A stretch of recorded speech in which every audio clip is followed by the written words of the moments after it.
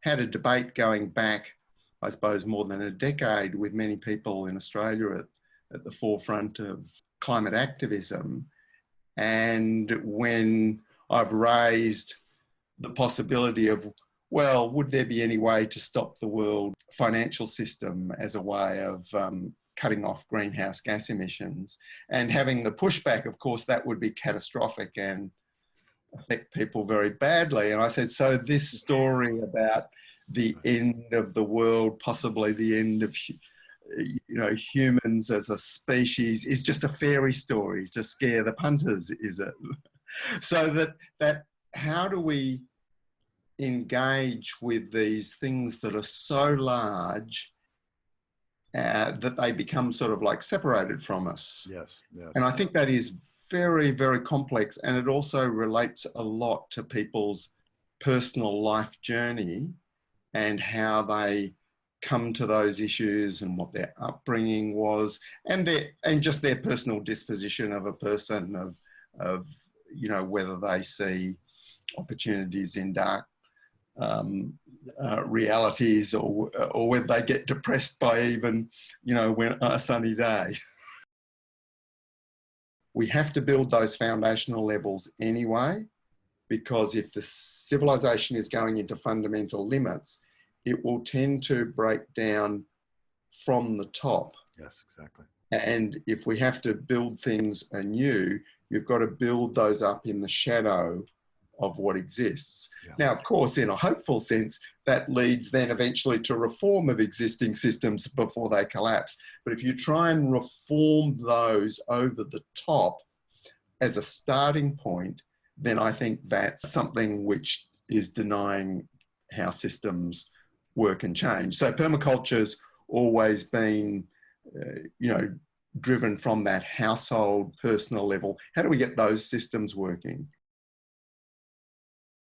The simple things of connecting to nature and the cycle of the seasons is always a grounding thing when dealing with the awareness of the scales of the problem, and the appreciation that come from those, even in that, like the way here we appreciate it when it rains and fills dams and tanks and new life in the soil. And even those simple things that we've found that people very disconnected and alienated, putting seeds in the ground and see plants grow, it's silly in a way that something so simple could actually be positive or inspire people when they're very ordinary things. But I think that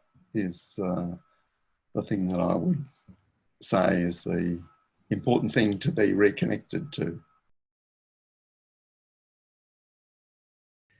Well, David, thank you for taking time to come out of your garden so that you could have a conversation with me and with all of us who are part of this sort of post-doom conversation series.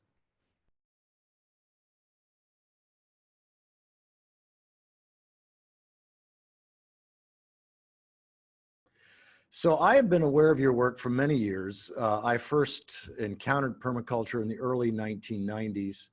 I did permaculture training in 1995 with Chuck Marsh and Peter Bain. And so I've been a huge fan of your work, and then was just reacquainted with your current thinking on some of the topics of this conversation series in the thing you did, Apology to the Grandchildren. And but there are going to be people who will either be watching this or listening to this who are not yet familiar with you. And so if you could just take a few minutes before we get into the kind of questions that I emailed, and just share with folks sort of who you are in the world, what you're particularly passionate or committed to. Mm. Yeah, well, I'm best known as the co-originator of the permaculture concept with Bill Mollison, which was published as Permaculture 1 back in 1978 when I was 23 years of age, and Bill was in his late 40s. He was a mentor of mine at a time quite independently of the course I was studying, which was environmental design. And I suppose it was a radical experiment in tertiary education, maybe characteristic of the 70s.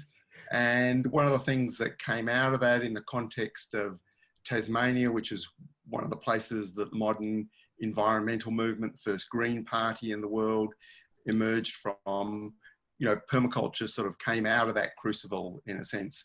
Yeah. It was, yes, me and Bill Mollison, but it was also the context, the social context and the time.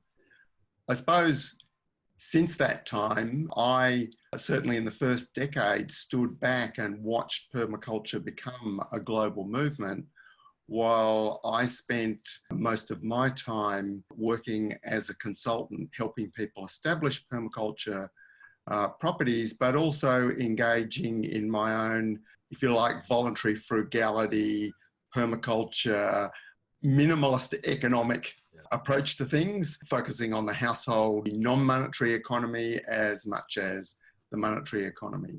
And in the 90s, I was progressively drawn back into permaculture teaching through permaculture design courses.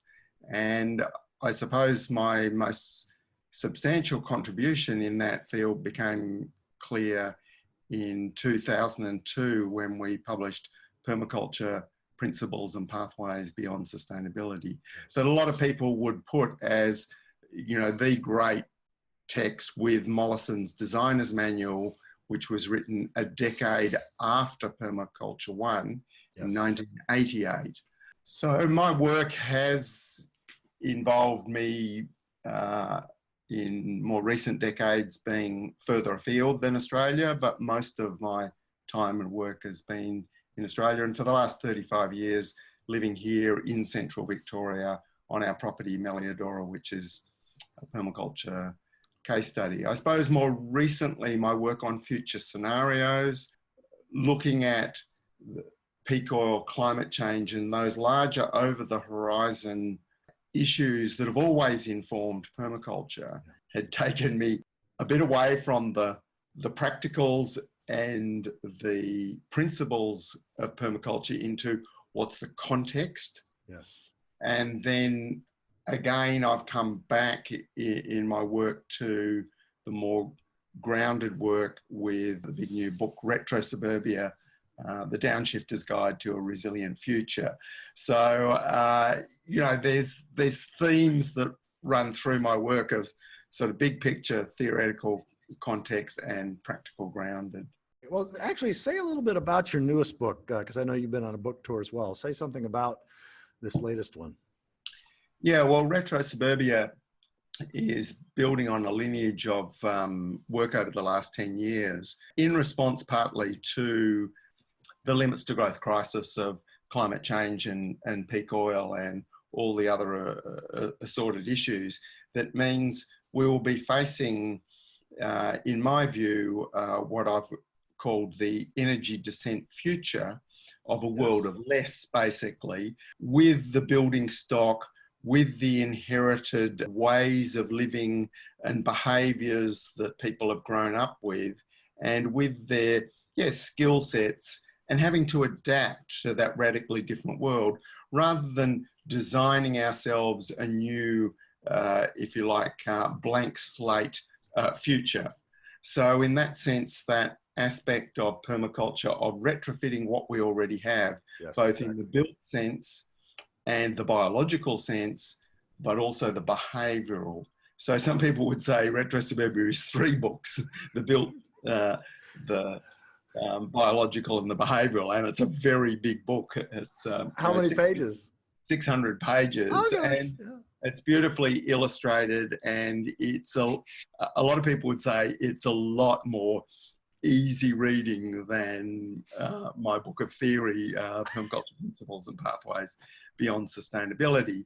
And it's deliberately intended that as an inspiring manual for people who are more or less in situ, primarily in suburbia, and in a focused sense, we're able to get down to sort of detailed patterns by focusing it in geographically in our home territory in southeastern Australia. So we've also thumbed the nose at the the globalist convention that you must write the book for the largest audience, so apologies to North American readers, but, the sun's comes from the north, not the south, and we even use Australian colloquialisms that I feel in a way in the permaculture world, Bill Mollison pioneered for us, of calling chickens chooks.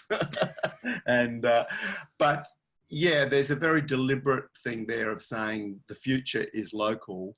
We need to relocalize, and it's celebrating that this book is written for our territory, but clearly people in these fields will, in other places will take and adapt and say, oh yeah, that needs to be tweaked. Because we're in Phoenix, Arizona, not Melbourne, or, we're in upstate Maine, and yes, that doesn't apply here, but this other pattern does. For the short time that Phoenix, Arizona still has water. Well, one of the things, Dave, that I so love about your work is that it brings together the big picture, the practical, the earthy, with an understanding of the rhythms of the living world and the patterns of the living world and how to integrate with them and work with them. And this particular series I've titled Post-Doom, Regenerative Conversations Exploring Overshoot, Grief, Gratitude, and Grounding. And I just wanted to ask at the start, what's your sense of how do you language our times and what's unfolding? I mean, William Catton spoke about, the collapse of Homo colossus, the sixth great extinction, obviously. John Michael Greer speaks about catabolic collapse. What language have you used and do you find yourself using? And do you find any resonance with the language of post-doom? Yeah, well, I suppose permaculture's always been informed by a fairly dark view of the state of the world.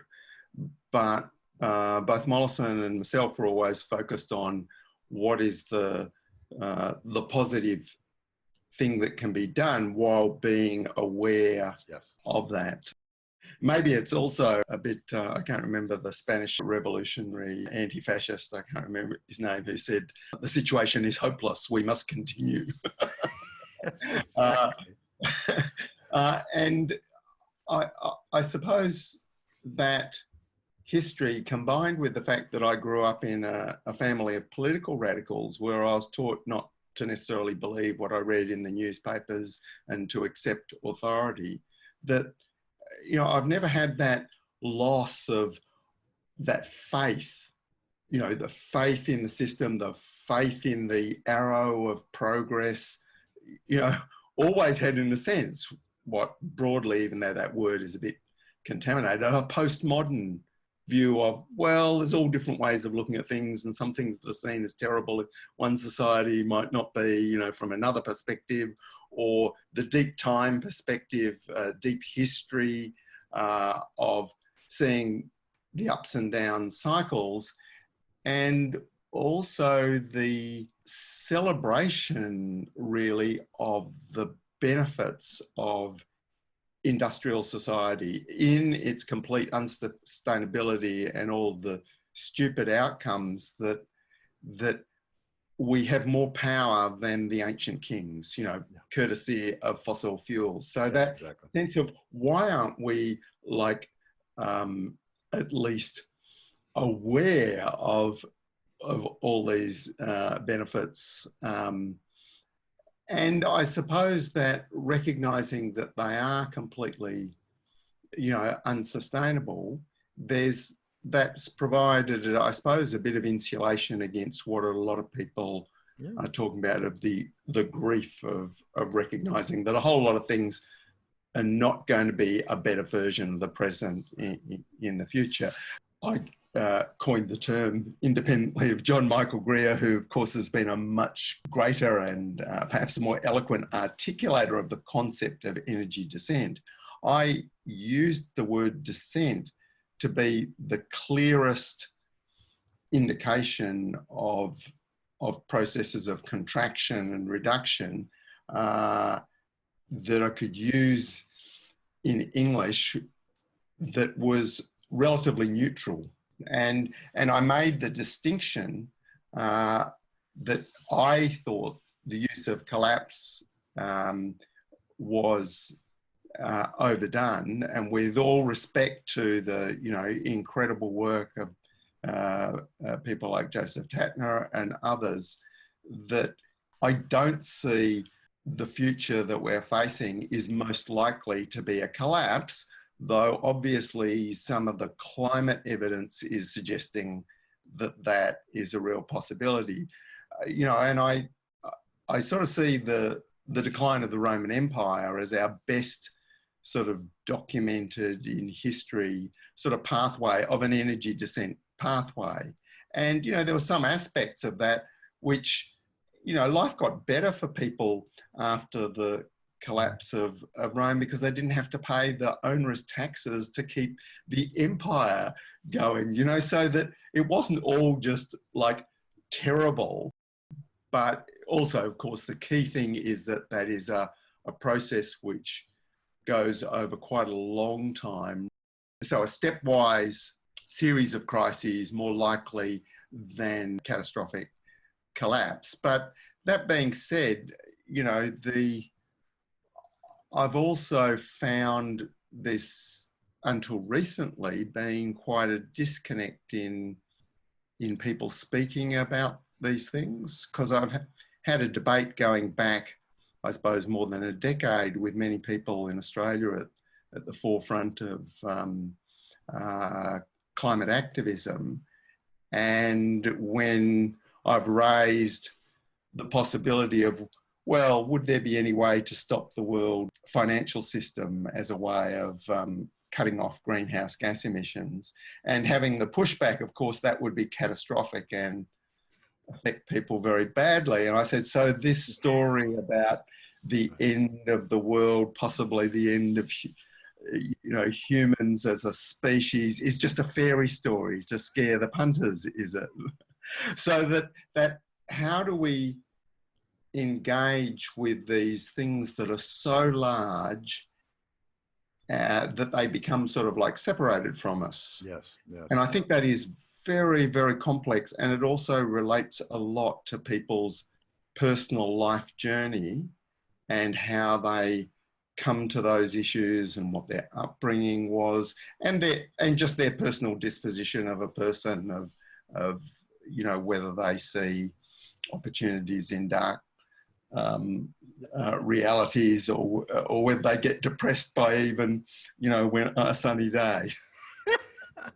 Yes, well, it has been interesting. I've had about 35 of these calls so far in the series, and I think you're absolutely right. There's people's personality or their character tendencies tend to be pretty consistent through time. And if they were an optimist earlier in life, chances are they'll sort of look at things a little more optimistically. And you mentioned John Michael Greer's book. I've read, I think, 14 of his books. And of course, The Long Descent, I think, is one of the more important ones. And I do want to mention something else I just discovered just a few months ago. Luke Kemp wrote a thing for the BBC Civilization series. It was featured on BBC. And the title of it was, Are We on the Road to Civilizational Collapse? And he has a chart showing 88 civilizations between 4,000 BCE and 1,000 of the Common Era. So that 5,000 year period, he doesn't look back before 4,000 BC, and he doesn't look at the last 1,000 years. But just that 5,000 year period, he shows 88 civilizations, and not only how long they lasted, but what they died of, basically, and overshoot was a lot of them. So I recommend that as a resource. I'll send you the link to these after our conversation. Yeah, well, one way to look at human culture is there's long periods of stable agrarian, even indigenous cultures connected to land, using resources in a sustainable way. And then there's this sort of flip into cashing in the accumulated biophysical wealth, and there's this firestorm that produces all of this explosion that we associate with complex civilization, that somehow trashes things, but it also sort of recycles stuff, and then it has to go back to another long phase of accumulation. Of course, the problem with that model for our civilization is that we've done it with a fossil fuel pulse, which is hundreds of millions of years worth of accumulation.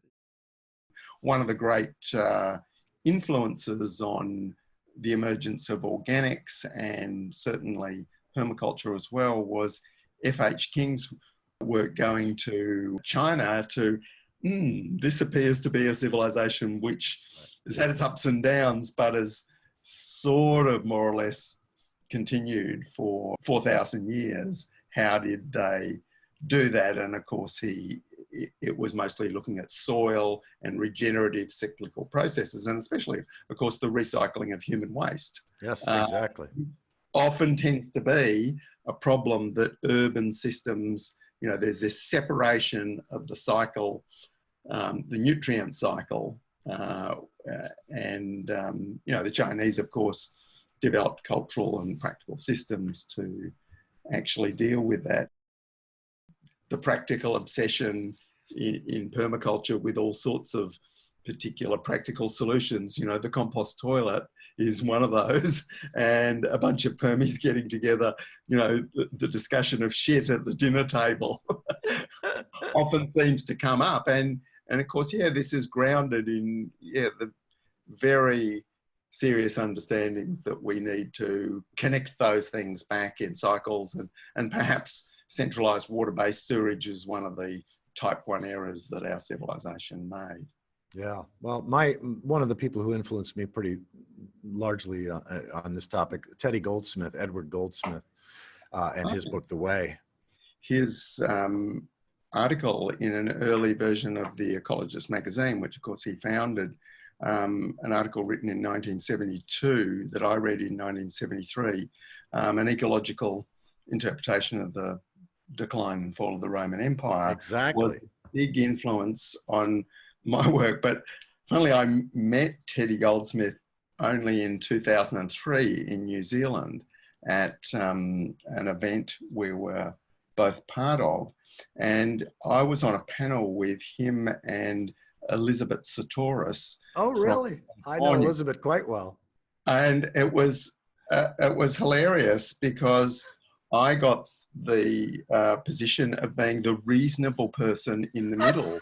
But Elizabeth's very positive, evolutionary life force view, and I think her work is amazing. And Teddy, who had a very, very dark view, so it was good. I could, rather than being the radical extreme, I could play the reasonable middle person between these two great figures. And anyway, this woman about my age, much younger than Teddy, came up to me afterwards and she said, "I want to meet this man." She came up and shook my hand and she said, "That was fantastic what you said." And I was a little taken back. And she said, if everyone listened to Teddy, they'd just slit their wrists. And I said, "Who is this woman?" It was his wife. Oh, that's too cute. Thank you for sharing that story. That's fun. I thought it might be relevant to this view of... Yes, this post-doom series, right, exactly.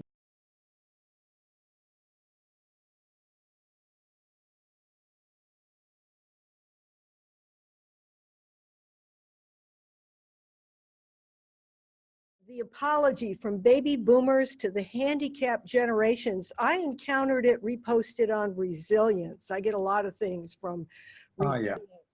And I know you wrote it around solstice 2018, but it was just really reposted in March of this year. And what stunned me were a couple things. One, I'm an American, you're an Australian. And I couldn't believe everything in there sounded like my life, my childhood. Now, I'm just 3 years older than you, but I did not know Australia and Americans were that similar. And now I understand that. Yeah, well, I suppose in some ways, you know, there's the joke of us being, you know, another state of the United States more than Canada, even though Canada is the natural sort of other country in the world to compare in terms of similar trajectory. What really struck me about the apology is I've been so focused on our climate responsibility, what's going on with the economy. William Catton's book, Overshoot, gave me this wonderful understanding of me growing up, and you and him over here, in the age of exuberance. Yep. And so all these shifts that you list that were different from your parents, from my parents. Michael's parents were younger, but yours and mine very much so, in terms of not being 100% embedded in that monetary economy, which of course is your whole permaculture, is getting back to there's a lot of self-sufficiency going on.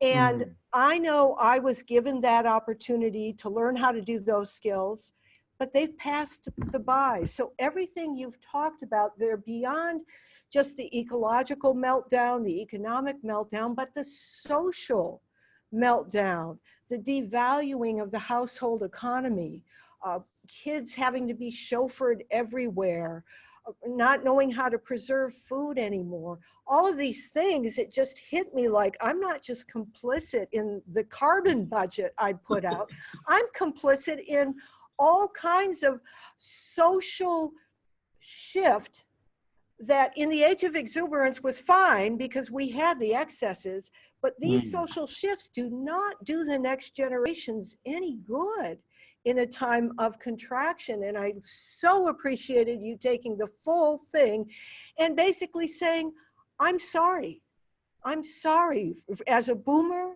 to the handicapped generations, because we've handicapped you, not having the skills, not having the experience from elders that we got, and we're sorry. And so I thank you for that. Yeah, we were both moved to tears. Yes. The essay, of course, had two directions. Obviously, it was, you know, attempting that direct apology to younger people, and also that sort of like wake-up call to them, though in the sense the apology is to the younger people who already recognise part of the nature of that problem. And then, of course, the other direction for which I've had quite a bit of feedback is our own generation of sort of laying that out. And of course, some people have said, you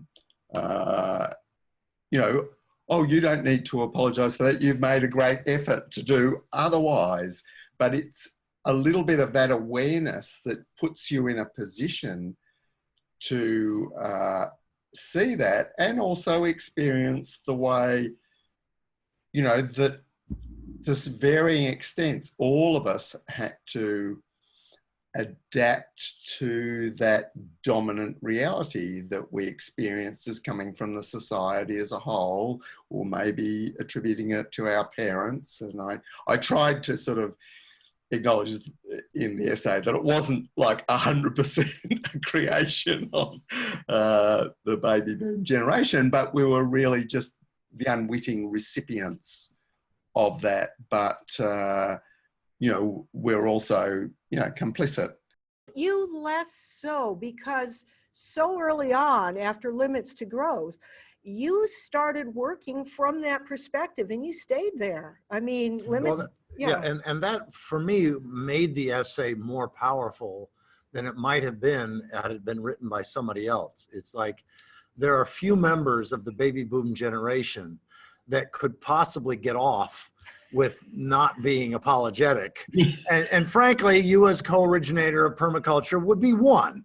And so the fact that you could write such a heartful, prophetic, but humble piece, speaking really for a generation. You spoke from my heart, even though these were your words. And part of it is because of what you've been committed to for decades. So at any rate, I share Connie's enthusiasm and gratitude to you for that particular piece. And anybody watching this or listening to this, if you've not read David's piece called The Apology, Please look it up, Google it. It's available several places. Connie's recorded the audio of it. It's up on RIP, that's rest in peace, RIP Homo Colossus on SoundCloud. You'll find it there. You can also find it in the caption to this video. I'll make sure it gets in there. Okay. But again, the thing that I'd really like to say about this is that there's a sense of freeing that comes with being able to say, yes, I'm complicit. I didn't understand what I was doing. I was, didn't know I was being evil, but I'm complicit. I'm guilty. And I'll even accept shame in there, but there's a freeing sense to be able to, to say that. And I've even used it in a church service where I've just, read out places to this. There's something freeing. And I thank you for writing something that feels exactly like I wrote it myself. So thank you. I did read a more limited version of it. In our recent tour, we were doing an event in Newcastle, and with school kids, 3 young activists there who gave a presentation at this event, and it was organized for me to read a limited version of the apology, about half as long as the written one. And it was the first time I had actually spoken.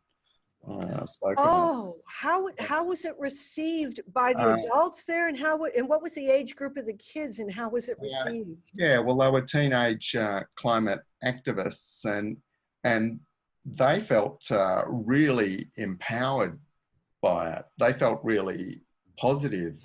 But there were people of our generation who it hit really hard for them, and there are people who are sort of, active in positive solutions, but it sort of, brought out a lot of grief. And yes, that's somewhat similar to, your reaction to it.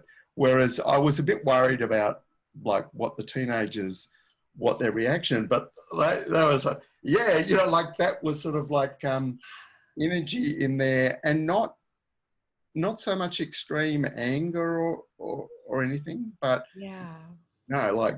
yes, no finger pointing, but instead yes, it's being said. Well, part of that is my experience is that there's something about human nature. Actually, the next question I wanted to ask you is along the lines of human nature, but before we even get there, there's something about human nature for most people that responds in a positive way to somebody taking full responsibility, even if it wasn't their full responsibility, but nonetheless taking full responsibility and genuinely from the heart apologizing and say, I was responsible and I was complicit or whatever. There's something so freeing, because whatever part of the consciousness of that person that they're being spoken to that was full of rage or judgment or criticism or bickering or whatever, that kind of gets evaporated, and then they can invest their energy in where they can invest and perhaps make it different, because part of that isn't going into judging you asshole baby boomers. Look at what you've left us with. Well, and let me add to that. Very recently, I did the video edit of the Good Grief Network, 2 millennial young women, Laura Schmidt and Aimee Lewis-Reau, and they have a 10-step for coming through grief, climate grief, mainly climate grief, but all this whole thing coming through.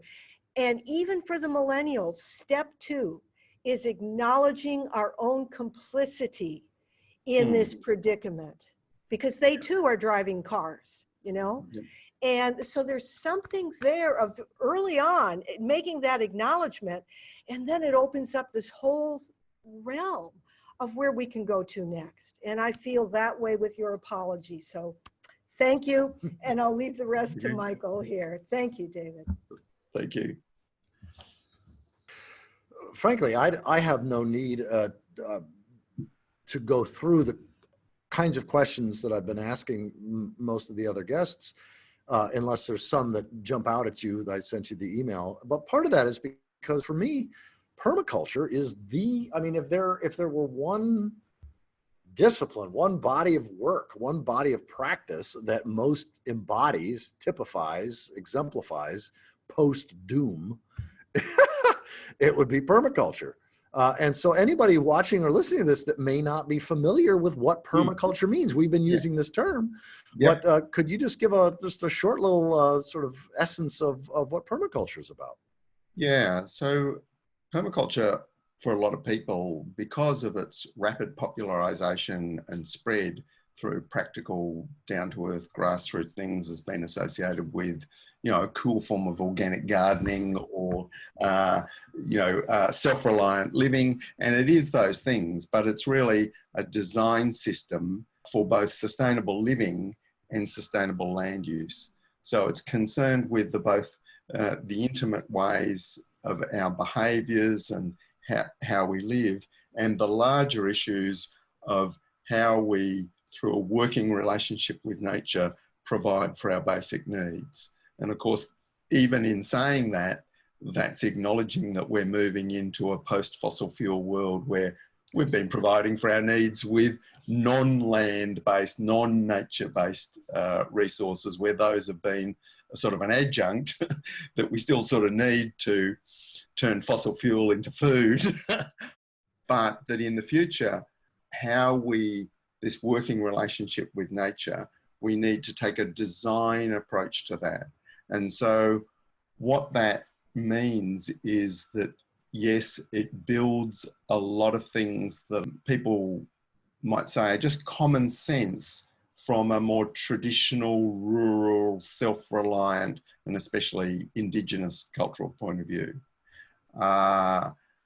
And there have been some learnings that have come through the general environment movement about those sources of wisdom, but it reaches back and explores those patterns a lot more, at the same time as saying the world is now changed and there are some things that our civilization has developed of ways of thinking, especially the science of ecology and systems thinking and design as a sort of a new literacy.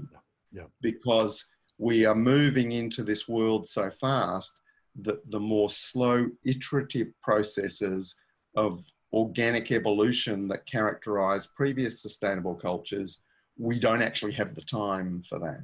Right. And luckily, one of the things that has come out of the modern world is this gradually increasing literacy about how you take concepts, use prior models, and design something that previously didn't exist.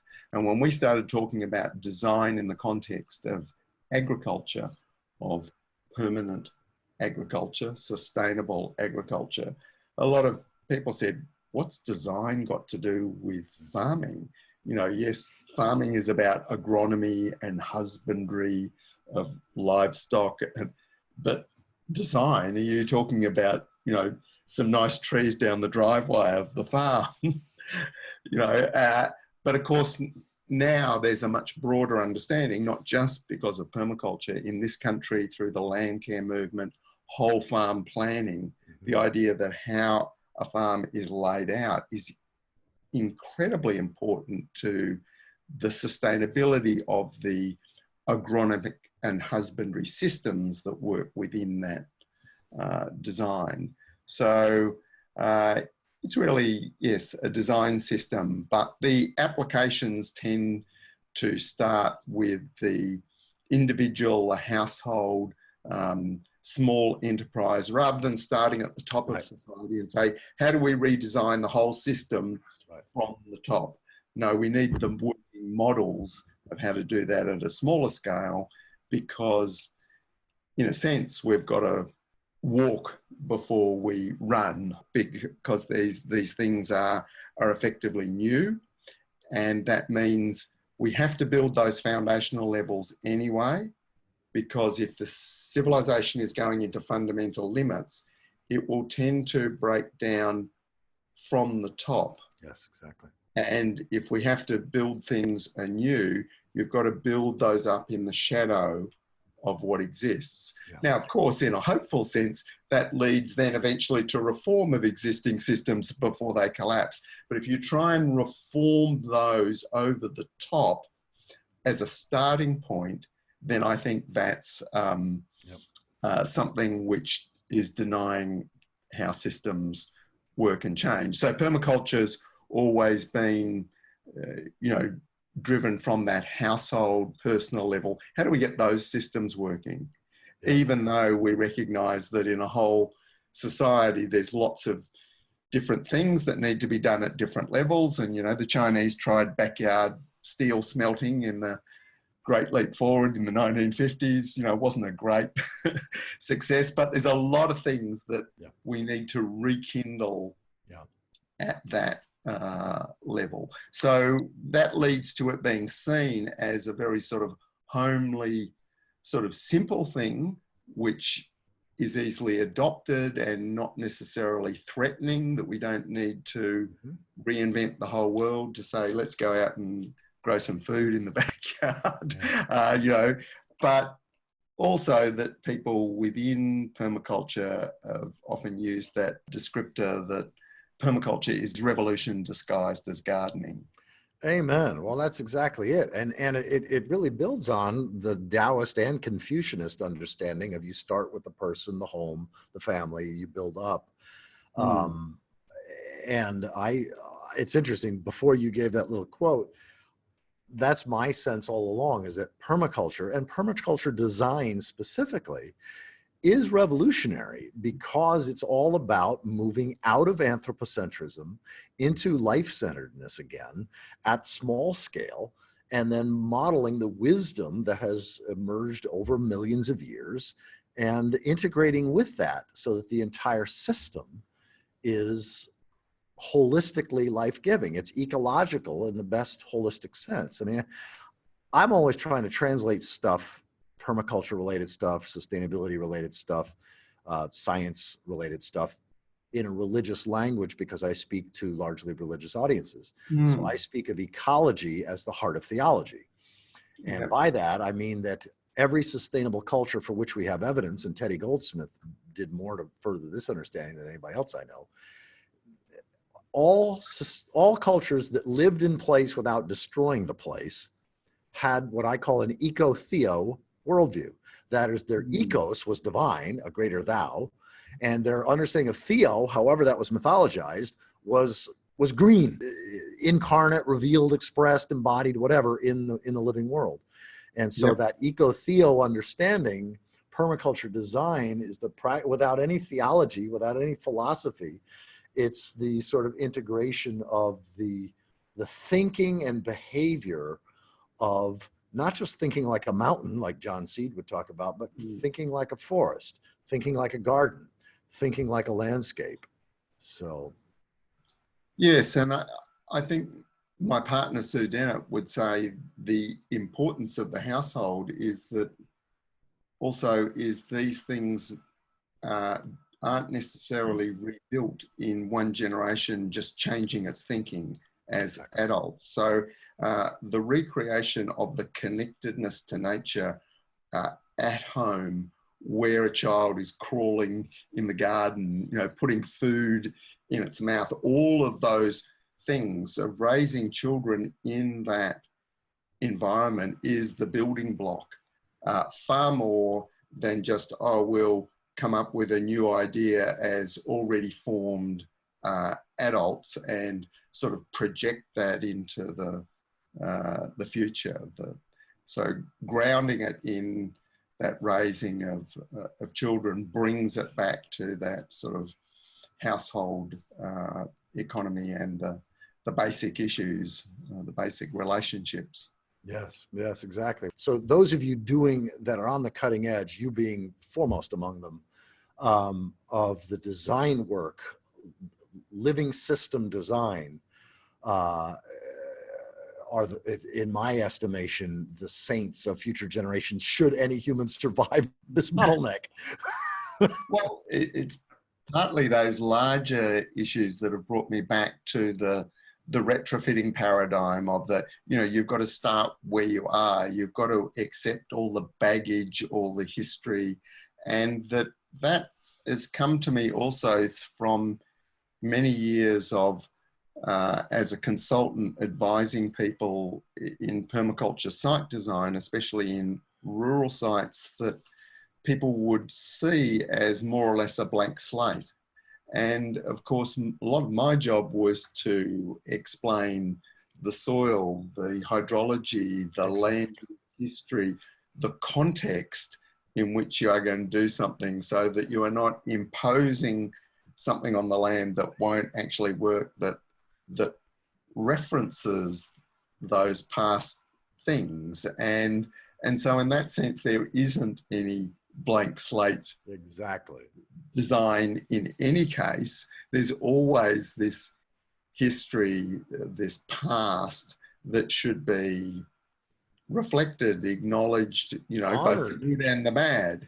Yeah. And so in that sense, sort of industrial consumer society has created not just all this infrastructure and landscapes, much of which we will actually have to deal with in a salvage sense, through various processes. But some of those realizations sort of have led to changes in my strategic thinking too. From the early days of permaculture and limits to growth, we thought, oh, well, you know, when these systems fail, things like stainless steel and polypipe and all these sort of good things that industrial society has created will be scarce and valuable. And as we moved on into the sort of supercharged use it, throw it away world, of course, our experience has been, in the absence of that collapse, that this abundance of these things has become even more extreme. So the most universal characteristic I would see in permaculture projects around the world, more than ecological agriculture or gardening or even ecological building, is creative reuse. Yes, exactly. And you say, okay, well, yeah, but that's what we thought was the case while the supercharged affluence is going. But what about when it ends? Yeah. And what I've come to is there will be so much stuff left over from the discretionary economy, when all the dog shampoo services and the gymnasia and the coffee shops are no longer needed, because even in more modest energy descent futures, you know, we've moved back to what I call a sort of a beer, spuds and petrol, gasoline economy, you know, the basics. Then what are we going to do with all of these buildings, all of this stuff that is being created?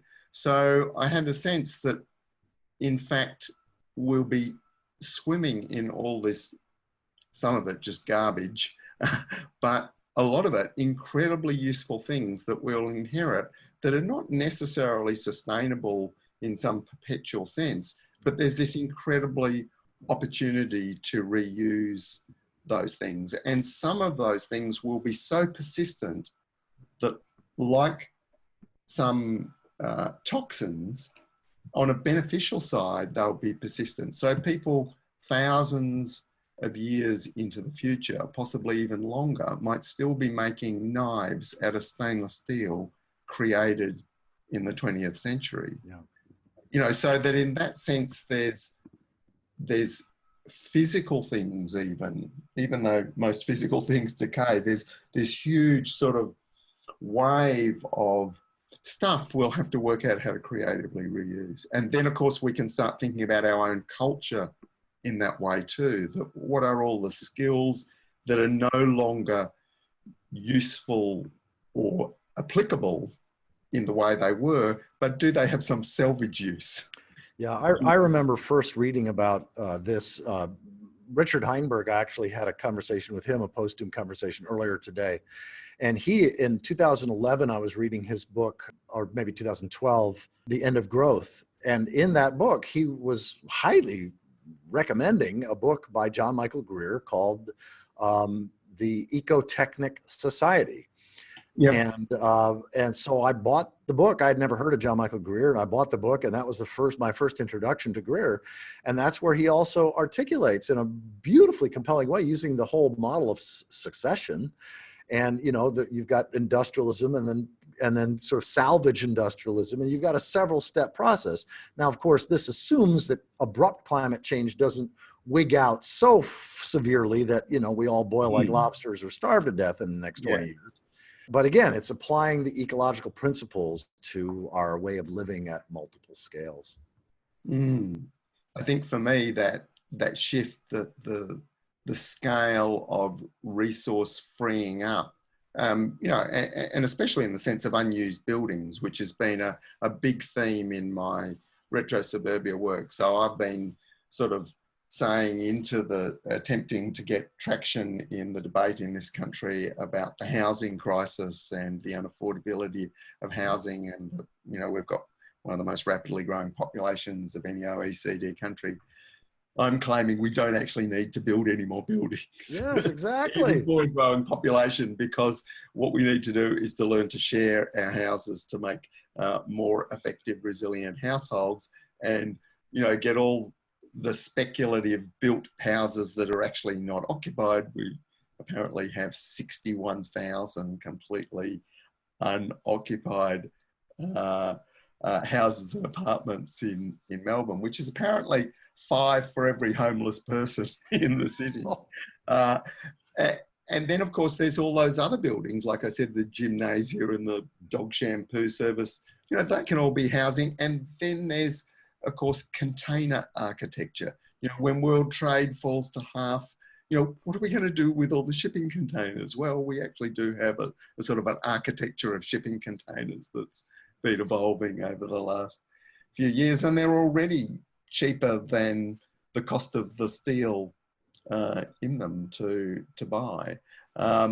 So, you know, in that sense, you know, there's that very positive view that the exuberances and abundances of industrial civilization are a lot of fat in the system for some sort of sensible reorganization. Yeah.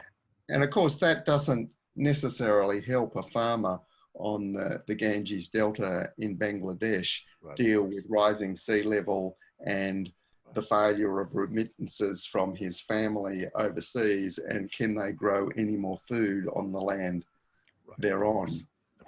So there are, you know, hard limits, but it's like the example I give of the Soweto taxi with 15 people in it. It's hard to say put 30 people in the Soweto taxi, but, you know, in America and Australia, you know, each car could quadruple its efficiency by having 4 people in the car rather than 1. So that